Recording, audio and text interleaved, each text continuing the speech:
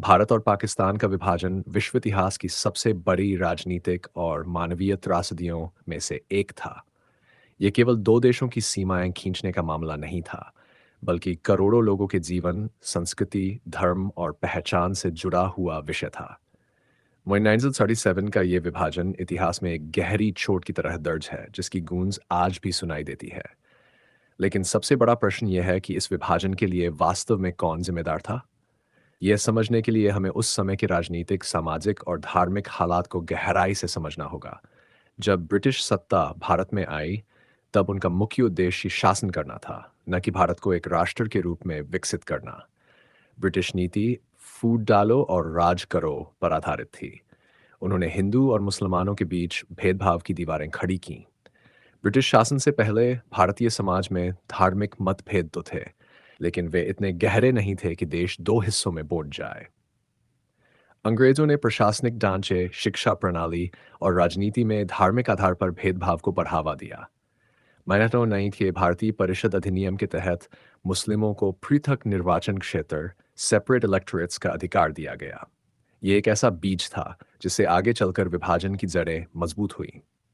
1910 में लखनऊ समझौता हुआ, जिसमें कांग्रेस और मुस्लिम लीग के बीच सहयोग हुआ। लेकिन यह सहयोग लंबे समय तक टिक नहीं पाया, क्योंकि मुस्लिम लीग धीरे धीरे यह सोचने लगी कि मुसलमानों के राजनीतिक हित हिंदुओं से अलग हैं। इस सोच को अंग्रेजों ने और बढ़ावा दिया। जॉन साइमन कमीशन, 1935 का भारत शासन अधिनियम और मनहीदीन फारसी का लाहौर प्रस्ताव, ऑल ने एक अलग मुस्लिम राज्य की मांग को और बल दिया। मोहम्मद अली जिन्ना, जो कभी हिंदू मुस्लिम एकता के प्रबल समर्थक थे, बाद में अलग मुस्लिम राष्ट्र के सबसे बड़े प्रवक्ता बन गए। जिन्ना का कहना था कि हिंदू और मुसलमान दो अलग अलग राष्ट्र हैं, जिनकी संस्कृति, भाषा, धर्म और जीवन शैली भिन्न है। वे ये मानने लगे कि यदि भारत स्वतंत्र हुआ तो हिंदू बहुमत वाले राष्ट्र में मुसलमानों के साथ भेदभाव होगा। ये विचार दो राष्ट्र सिद्धांत के रूप में जाना गया। कांग्रेस नेतृत्व में भी ऐसी गलतियां हुई जिन्होंने विभाजन को बढ़ावा दिया। कांग्रेस ने अपने संगठन में धर्मनिरपेक्षता की नीति अपनाई, लेकिन जमीनी स्तर पर यह विश्वास नहीं जगा सकी कि स्वतंत्र भारत में सभी धर्मों को समान अधिकार मिलेंगे। नेहरू और जिन्ना के बीच व्यक्तिगत मतभेद और संवादहीनता भी एक बड़ा कारण बने। महात्मा गांधी ने हिंदू मुस्लिम एकता की अपील की, लेकिन 1960 के दशक में देश की राजनीति इतनी सांप्रदायिक हो चुकी थी कि गांधी जी की आवाज कमजोर पड़ने लगी। 1942 में भारत छोड़ो आंदोलन के बाद कांग्रेस के अधिकांश नेता जेल में चले गए। इस दौरान मुस्लिम लीग ने अपना प्रभाव बढ़ाया और मुसलमानों के बीच यह प्रचार किया कि स्वतंत्र भारत में उनके लिए कोई स्थान नहीं होगा। ब्रिटिश सरकार ने भी इस प्रचार को रोकने की कोशिश नहीं की, क्योंकि उन्हें पता था कि भारत की एकता उनकी सत्ता के लिए खतरा है। 1946 के चुनावों में मुस्लिम लीग ने मुस्लिम बहुल प्रांतों में जबरदस्त सफलता हासिल की। यह परिणाम इस बात का प्रमाण था कि मुस्लिमों में अलग राष्ट्र की भावना गहराई तक बैठ चुकी थी। जब कैबिनेट मिशन योजना पेश की गई, जिसमें एक संघीय भारत की व्यवस्था थी, तो प्रारंभ में लीग ने इसे स्वीकार किया, लेकिन बाद में जिन्ना ने इसे ठुकरा दिया और डायरेक्ट एक्शन डे का आह्वान किया। 30 अगस्त 1946 को हुए इस आंदोलन ने देश में सांप्रदायिक दंगे भड़का दिए। खासकर कोलकाता, नोआखली और बिहार में भयानक हिंसा हुई। हजारों लोग मारे गए। इन घटनाओं ने हिंदू और मुसलमानों के बीच अविश्वास को इतना गहरा कर दिया कि एक साथ रहना लगभग असंभव लगने लगा। ब्रिटिश सरकार भी उस समय द्वितीय विश्व युद्ध से कमजोर पड़ चुकी थी। वे भारत से जल्द निकलना चाहते थे, लेकिन एकजुट भारत छोड़ने के बजाय उन्होंने दो हिस्सों में विभाजित कर निकलने का आसान रास्ता चुना। लॉर्ड माउंटबेटन, जो भारत के अंतिम वायसराय बने, ने विभाजन की प्रक्रिया को तेजी से पूरा करवाया। जून 1947 की माउंटबेटन योजना में भारत और पाकिस्तान में दो स्वतंत्र देशों के रूप में अस्तित्व में आने की घोषणा की गई। यह प्रक्रिया इतनी जल्दबाजी में की गई कि सीमा आयोग को सीमाएं तय करने के लिए पर्याप्त समय भी नहीं मिला। परिणामस्वरूप पंजाब और बंगाल के विभाजन ने लाखों लोगों को बेघर और विस्थापित कर दिया। विभाजन की सबसे बड़ी त्रासदी यह थी कि इसका सबसे अधिक असर आम जनता पर पड़ा।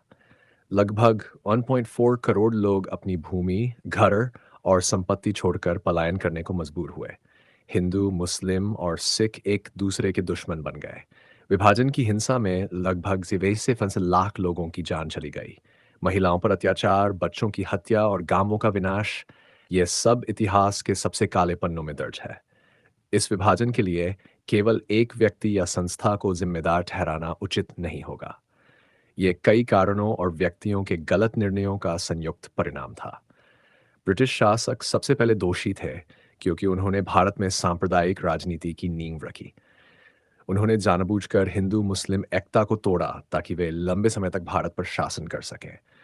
दूसरी ओर मुस्लिम लीग और जिन्ना की अलग राष्ट्र की जिद ने भी स्थिति को बिगाड़ा। वे ये नहीं देख पाए कि विभाजन के बाद भी लाखों मुसलमान भारत में रहेंगे और उनका भविष्य अनिश्चित हो जाएगा। कांग्रेस नेतृत्व की गलतियों को भी अनदेखा नहीं किया जा सकता। नेहरू और पटेल जैसे नेता अगर जिन्ना के साथ अधिक लचीला रवैया अपनाते तो शायद विभाजन टाला जा सकता था। गांधी जी अंत तक विभाजन के खिलाफ रहे, लेकिन उनके पास कोई राजनीतिक शक्ति नहीं बची थी जिससे वे इसे रोक पाते। वास्तव में विभाजन एक ऐसी ऐतिहासिक प्रक्रिया थी जो धीरे धीरे कई दशकों में आकार लेती गई। ब्रिटिश नीतियों, राजनीतिक महत्वाकांक्षाओं, धार्मिक असुरक्षाओं और नेतृत्व की असहमति, इन सब ने मिलकर भारत को दो हिस्सों में बांट दिया। यदि गहराई से विश्लेषण किया जाए तो विभाजन का असली कारण विश्वास की कमी, हिंदू मुस्लिम नेताओं के बीच विश्वास खत्म हो चुका था, कांग्रेस और लीग के बीच संवाद टूट चुका था। ब्रिटिश सरकार ने इस स्थिति का फायदा उठाकर एक बंटा हुआ भारत छोड़ने का निर्णय लिया।